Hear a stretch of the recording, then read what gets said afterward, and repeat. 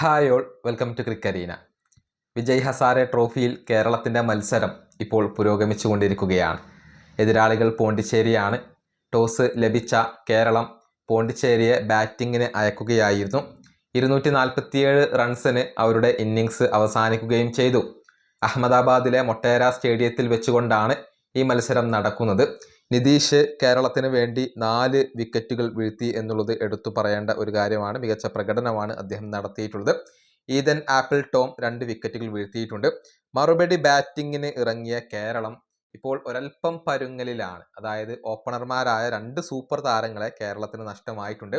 സഞ്ജു സാംസണും രോഹനും ഇന്ന് ആരാധകരെ നിരാശപ്പെടുത്തുകയാണ് ചെയ്തിട്ടുള്ളത്. 14 പന്തുകളിൽ നിന്ന് 11 റൺസ് മാത്രം എടുത്തുകൊണ്ടാണ് സഞ്ജു മടങ്ങിയത്. 2 ഫോറുകൾ അദ്ദേഹം നേടിയിട്ടുണ്ട്. പാർത്ത് വഗാനിയാണ് ഇപ്പോൾ സഞ്ജുവിനെ പുറത്താക്കിയിട്ടുള്ളത്. അതുപോലെ തന്നെ രോഹൻ 8 പന്തുകളിൽ നിന്ന് 8 റൺസാണ് എടുത്തത്. ഭൂപേന്ദറാണ് ഇപ്പോൾ രോഹനെ പുറത്താക്കിയിട്ടുള്ളത്. ഒരു 4 അദ്ദേഹം നേടി എന്നുള്ളതാണ്.